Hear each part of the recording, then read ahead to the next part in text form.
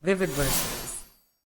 The spreadsheet glowed on my laptop screen at 2:47 a.m., each cell a testament to something I'd been avoiding for weeks. I sat in my home office, the house silent except for the hum of the refrigerator downstairs, and stared at the data I'd compiled. Date, my event, her crisis, time before event. The columns stretched down the page, 16 entries in 8 weeks. Perfect correlation. 100%. I'm Nathan Cross, Senior Systems Analyst at Helix Technologies, and I've built a career on finding patterns in chaos. I debug complex networks, identify bottlenecks in data flows, and predict system failures before they happen. The irony of applying those same skills to my relationship with Cassandra hadn't escaped me. We'd been together for 14 months. Met at a coffee shop called The Daily Grind, where she'd accidentally grabbed my cappuccino. She was beautiful.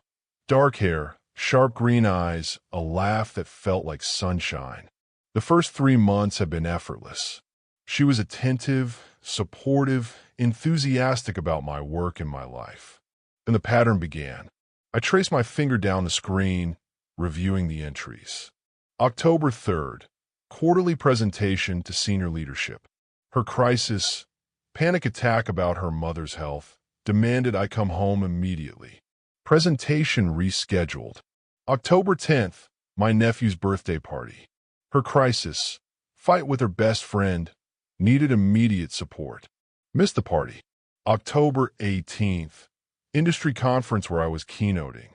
Her crisis, car accident, minor fender bender, no injuries, needed me to handle everything. Canceled keynote. The pattern crystallized around October 25th, when I'd won the Riverside Tech Innovation Award, the biggest professional recognition of my career. The ceremony was at 7 p.m. At 5:30, Cassandra called, sobbing, saying she'd found a suspicious lump and was terrified she had cancer. She needed me to take her to the emergency room immediately. I'd left the ceremony before it started. 8 hours in the ER, only for the doctor to tell her it was a swollen lymph node, completely benign, probably from a recent cold. I'd felt guilty for the small seed of resentment that took root that night. The seed grew. November 2nd, dinner with my college mentor visiting from Seattle. Her crisis, anxiety attack about us, needed to talk immediately about our future. Canceled dinner. November 8th, my father's retirement party. Her crisis, found out her ex was engaged, devastated, needed me. Missed the party. The entries continued, each one a moment I'd sacrificed, each sacrifice feeling more hollow than the last. I'm not a man given to emotional outbursts. My father, a chess master, taught me young that emotion clouds judgment. Feel what you need to feel, he'd say, but never let it drive the car. So I'd observed, collected data, and resisted the conclusion forming in my mind. Until tonight. Tonight had been the catalyst that drove me to create this spreadsheet. My younger sister Emma had gotten engaged. The family gathered at Henderson Steakhouse for a celebration dinner. Parents, grandparents, aunts, uncles. Emma had specifically asked me to give a toast. At 6 p.m., 2 hours before the dinner, my phone rang. Nathan. Cassandra's voice was thick with tears. I need you. What happened? I've been knotting my tie, already running late. I think I want to hurt myself. Everything stopped. What do you mean? Cass, are you safe right now? I don't know. I just feel so empty. So worthless. Please come home. I need you here. I can't be alone. The algorithm in my brain, the one that solves problems that debug systems, tried to activate. But this wasn't code. This was someone I cared about expressing suicidal ideation. I'm calling 911, I said, grabbing my keys. No, please, I don't need that. I just need you. Please, Nathan. Just you. I'd arrived home in 12 minutes, violating several traffic laws. Found Cassandra on the couch, mascara streaked, clutching a throw pillow. I'd spent 3 hours talking her down, assuring her of her worth, holding her while she cried. I missed Emma's entire celebration. At midnight, Cassandra had fallen asleep. I'd sat on the edge of the bed, phone in hand, looking at Emma's texts. "Where are you?" "Nathan, everyone's asking for you. Your toast was supposed to be at 8. Is everything okay? I guess you're not coming. Hope you're all right." That last one carried the weight of disappointment my sister was too kind to articulate fully. That's when something shifted in my chest. Not anger. I don't do anger. Clarity. I'd opened my laptop and started documenting every instance I could remember where Cassandra had an emergency that coincided with something important to me. The pattern emerged with algorithmic precision. 16 events, 16 crises, 100% correlation. Now, almost 3 a.m., I sat with the irrefutable data. The logical explanations collapsed under scrutiny. Pure coincidence? Statistical impossibility. She subconsciously sensed when I was stressed and absorbed that anxiety. Didn't explain how crises emerged before I showed any stress. She had legitimate mental health issues that randomly coincided with my schedule. Mental health issues don't follow someone else's calendar with perfect accuracy. That left one explanation, and it was one I'd been avoiding because it meant confronting an uncomfortable truth about someone I'd built a life with. This was control. I closed the laptop and sat in the dark, my mind moving through the implications like a chess player seeing the board 10 moves ahead. If this was manipulation, it was sophisticated. Each crisis was plausible, each one tapping into my core values: compassion, responsibility, loyalty. She'd never demanded I cancel my plans. She'd simply presented emergencies that made canceling the only acceptable choice for a decent person. The technique was brilliant, really. It avoided explicit conflict while achieving the same result. My undivided attention, my priorities reordered around her needs. But why? I replayed our relationship from the beginning, looking for the variable I'd missed. Cassandra worked as a freelance graphic designer, successful enough, socially active. She had friends, hobbies, her own life. No obvious insecurity or dependency issues. Except there was something, a comment she made about a month in, when things were still easy. We'd been walking through Riverside Park, and she'd talked about her ex-boyfriend, Marcus. He was always so busy, she'd said, always choosing work over me. I'd never compete with someone's career again. I'd reassured her that she wouldn't have to. I'd meant it. Had I built my own cage? The next morning, I didn't mention the spreadsheet. I made coffee, kissed Cassandra good morning, and went to work as if nothing had changed. But everything had. At Helix, I had a reputation for being unflappable. My colleague Brian called me the robot, though never maliciously. It was accurate enough. I didn't rage when systems crashed or celebrate when projects succeeded. I stayed level, assessed problems, implemented solutions. That's exactly how I'd handle this. "You're quiet today," my boss, Jennifer, said during our weekly one-on-one. "Everything okay?" "Running optimal analyses," I said, offering a slight smile. "Sometimes that requires processing power." She laughed. Jennifer was good people, sharp, fair, someone who'd promoted me twice in 3 years because I delivered results.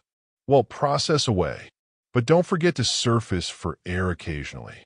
Your presentation to the board is in 2 weeks. Biggest opportunity we've had to expand the infrastructure budget." "I'll be ready," I said. The presentation. I pulled out my phone after our meeting and added it to my calendar with a note. High-value event. Observe. 2 days later, the pattern held. I've been preparing my slides when Cassandra called.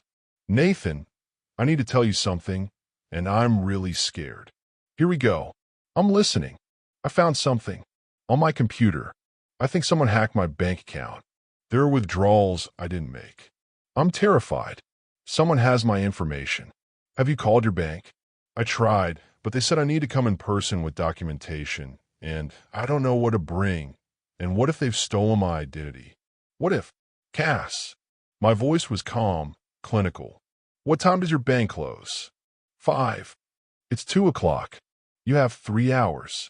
Call them back. Ask specifically what documents you need. Go to the branch. I'll walk you through on the phone if you need, but you don't need me there in person for this. Silence. I could almost hear the recalibration. I just thought you could come with me. For support. I have a critical deadline for the board presentation, but you're completely capable of handling this.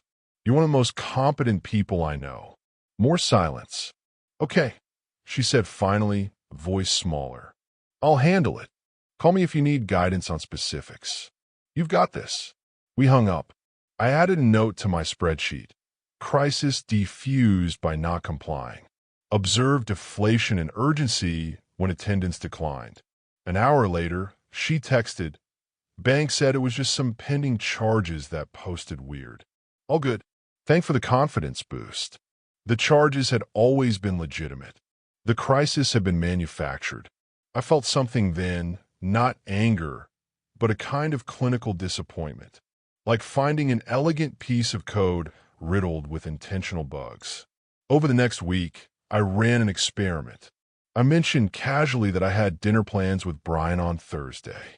Wednesday night, Cassandra developed a migraine. The worst she'd ever had, she said, maybe even something neurological. She needed me home. Have you taken anything for it? I asked. Yes, but it's not helping. I'm scared, Nathan. What if it's serious? If it's still severe in an hour and medication isn't touching it, go to urgent care. I'll meet you there after dinner if needed. I went to dinner. When I returned at 9 p.m., Cassandra was asleep on the couch, migraine apparently resolved.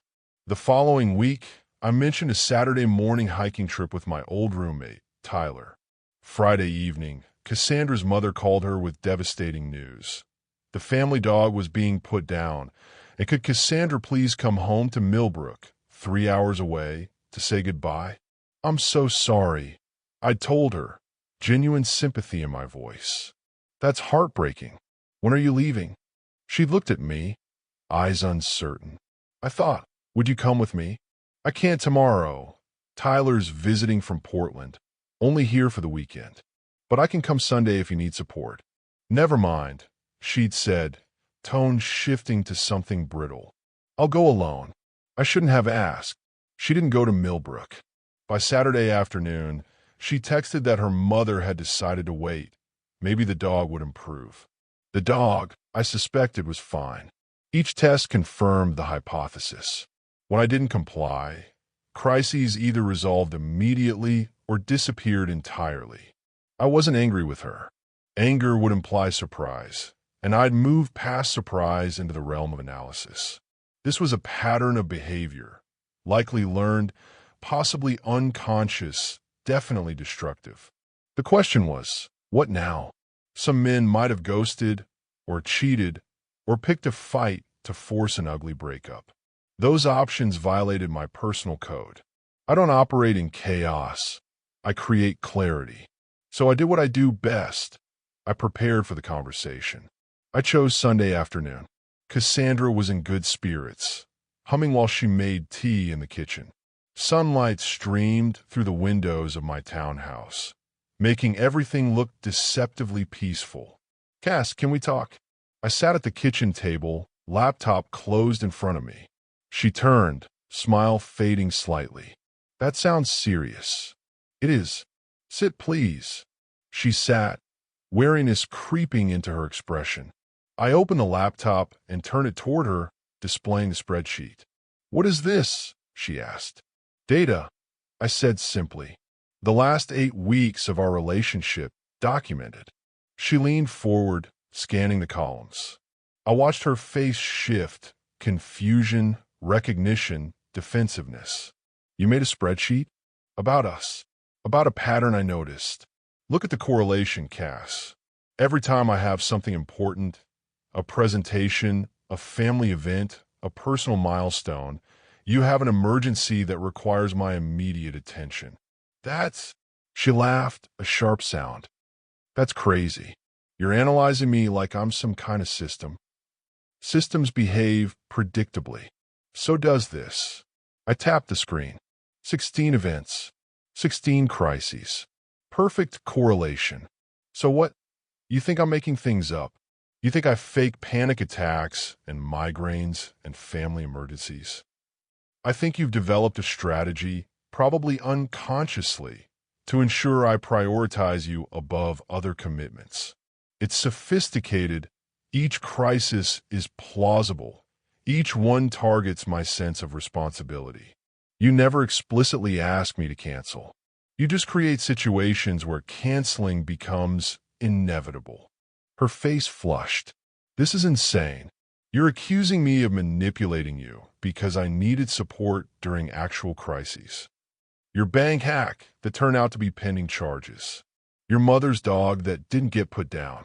Your migraine that vanished the moment I left for dinner. I kept my voice level, factual. The pattern doesn't lie.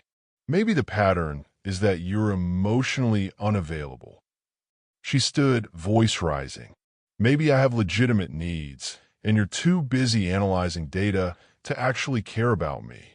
I care about you deeply, I said, and meant it. That's why we're having this conversation instead of me just walking away. But caring about you doesn't obligate me to participate in manipulation. I can't believe this. She paced, hands in her hair. You're breaking up with me because of a spreadsheet? I'm not breaking up with you. I'm naming a problem and seeing if we can fix it. She stopped pacing, eyes narrowing. You want to fix me? I want to fix the dynamic. There's a difference. God, you're so cold, so clinical. Does everything have to be a logic problem for you? Logic isn't the opposite of compassion, Cass. It's a tool for seeing clearly. She sat back down, arms crossed. Fine. What do you want? First, I want acknowledgement. Can you see the pattern? Long pause. Maybe sometimes I did need extra reassurance when you were busy. Is that so wrong? Needing reassurance isn't wrong. Manufacturing emergencies to get it is. I didn't manufacture anything. I pulled up another document. Your panic attack on October 3rd. You texted your friend Melissa that same evening. Crisis averted. Got Nathan home early. I saw it over your shoulder when we were watching TV. You were laughing. Her face went pale. The car accident on October 18th. Minor fender bender, you said. But I checked the insurance claim later. No claim was filed. No police report. Because there was no accident. You spied on me? I paid attention. There's a difference. She was silent now, the defensiveness cracking. Why? I asked, genuinely curious. Why do you need this level of control? Her eyes filled with tears, real ones this time, I thought. Different quality than the performance tears. Because you're slipping away, she whispered. Every time you choose work or family or friends, I can feel you caring less about me. I needed to know I still mattered. So you created tests. I created needs. Real needs. That only existed when I had somewhere else to be. She wiped her eyes, mascara smudging. I didn't think about it like that. I know. That's the insidious part. It probably feels justified in the moment. But Cass, your crises have a 100% correlation with my important moments. That's not coincidence. That's control. So what now? Her voice was small. You leave me because I'm broken? You're not broken. You're employing a learned behavior that damages both of us. The question is whether you're willing to unlearn it. Ow! Therapy, for one. Individual work on attachment and control. Couples counseling if you want to save this. Do you want to save it? I consider the question honestly. I want to save the version of you I met 14 months ago.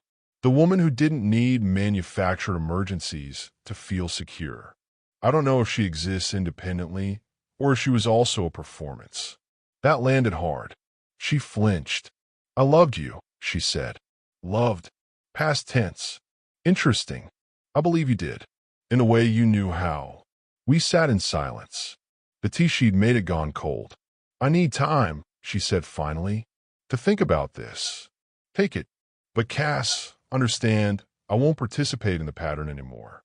If you have a crisis that coincides with something important to me, I'll help you find resources, but I won't automatically cancel my life. That feels cruel. It's boundary setting. Cruelty would be ghosting you without explanation." She stood, gathering her purse and keys. "I'm going to stay at my sister's for a few days." "Okay." At the door, she turned. "You really made a spreadsheet." "I'm a systems analyst. It's what I do." "It's sad," she said, "that you can't just feel things." "I feel everything," I replied. "I just don't let feelings override data." She left. I sat alone in the kitchen, sunlight still streaming through the windows, and felt the weight of the conversation settle. Was I cold? Maybe. Was I wrong? The data said no. The next 2 weeks were quiet. Cassandra stayed with her sister. We texted occasionally, surface-level check-ins, nothing substantive. I focused on my board presentation, and for the first time in months, no crisis emerged to derail it. The presentation went flawlessly. The board approved our infrastructure budget expansion, a multi-million-dollar investment that would define the next 3 years of my career. Jennifer took me out for drinks afterward.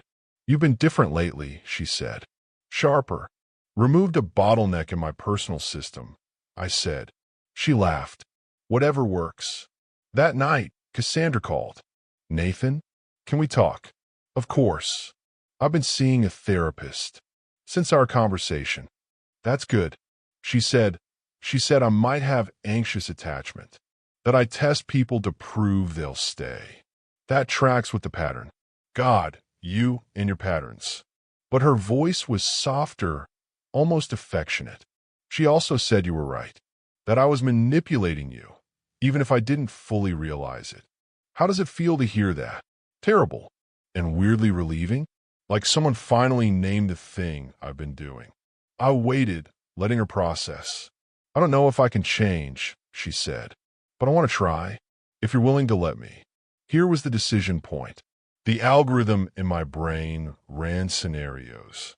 Scenario: I take her back, hope therapy works, risk months or years of incremental progress that might never arrive. Scenario B: end it cleanly, move forward alone, avoid the complexity. Scenario C: establish clear terms, maintain boundaries, revisit in 3 months based on observable change. "I'm willing," I said carefully, "to revisit this in 3 months. Continue your individual therapy. I'll do some of my own, because you were right too. I do process through logic when feeling might serve me better." "Really? But Cass, I need you to understand. If the pattern reemerges, I'm done. No spreadsheet, no conversation, no second chances. I'll just leave." "That's harsh. That's honest." Silence on the line. "Okay," she said finally. 3 months. Clean slate. Fresh data set. I corrected. Let's see what patterns emerge. We started slowly. Coffee dates, walks in Riverside Park, dinners where we talked about things beyond our relationship. I watched for the pattern, but also tried to watch for genuine connection. She watched too, I think. Testing herself. Maybe you're testing me. 3 weeks in, I had a major client meeting. The morning of, Cassandra called. "Hey," she said, "I know you've got the Apex meeting today. Here we go. I just wanted to say good luck. You're going to kill it." I paused. That's it. Go be brilliant." "Thank you." After we hung up, I sat in my car for a moment, something unfamiliar stirring in my chest. Hope, maybe. Or its close cousin, cautious optimism. The meeting went well. Afterward, I texted her, "Secure the contract. Thanks for the good luck." She replied immediately, "Proud of you. Dinner to celebrate. No crisis. No emergency. Just support." I added a note to a new spreadsheet I'd been keeping. This one tracking positive patterns. Maybe I thought the data was beginning to shift. 3 months became 4, then 5. Cassandra stayed in therapy. I did too, working with a counselor who helped me understand that logic and emotion weren't adversaries, but collaborators. You use analysis to feel safe, Dr. Reeves told me in one session. Nothing wrong with that. But sometimes safety comes from vulnerability, not data. I tried it, told Cassandra when I felt anxious instead of just solving for it. Shared fears about my career, my family, my future. She listened without making it about her, and that felt revolutionary. We had setbacks. One evening, when I was preparing for a keynote speech, she started a fight about our future. Were we serious? Were we moving towards something permanent? Did I even want marriage? I recognized the pattern trying to reassert itself. Cass, I said gently, I see what's happening. You're anxious because I'm focused on something else. That's okay, but starting a fight isn't the answer. She'd stopped mid-sentence, awareness dawning. Oh God, I'm doing it again. You're trying to, but you caught it. That's progress. She'd cried then, frustrated with herself. When does this get easier? I don't know, but you're trying, and that matters. 6 months after our spreadsheet conversation, we sat in my kitchen again. Same table, same Sunday afternoon light. I've been thinking, Cassandra said, about patterns. Yeah, you show me mine, the crisis pattern, but I've noticed one of yours too. I raised an eyebrow. I'm listening. You control through distance. When things get emotionally complex, you retreat into analysis. It's not manipulation, but it is avoidance. The observation landed with precision. You're right, I said after a moment. So maybe we're both working on something. You're learning to feel. I'm learning to not weaponize feeling. That's a fair assessment. She reached across the table, taking my hand. I love you. Present tense. The real version of you, not the perfect version I tried to control. I squeezed her hand, feeling the truth of my own response. I love you too. Imperfect patterns and all. Think we can make it work? I thought about the data. 6 months of therapy, incremental progress, setbacks, and breakthroughs. I thought about the risk calculus, the probability matrices, the logical assessment of our compatibility. Then I thought about what Dr. Reeves had said. Sometimes safety comes from vulnerability, not data. Yeah, I said. I think we can. She smiled, real and unguarded. No spreadsheet this time. Well, I admitted I may have been tracking positive patterns in a separate document. She laughed, the sound like the sunshine I'd fallen for 14 months ago. You're impossible. I'm thorough. Same thing. We sat there as the afternoon light shifted, two people who'd seen each other's ugliest patterns and chosen to stay anyway. Not because the data guaranteed success, but because some things, the important things, required faith beyond the spreadsheet. I still track patterns. It's who I am. But now I track the good ones too. The moments she supports instead of sabotages, the times I open up instead of shutting down, the small iterations that compound into something neither of us could have designed alone. Love, I've learned, is its own kind of algorithm. Not the kind you solve, but the kind you debug together, one honest conversation at a time. And that's a pattern I can live with. Thanks for listening.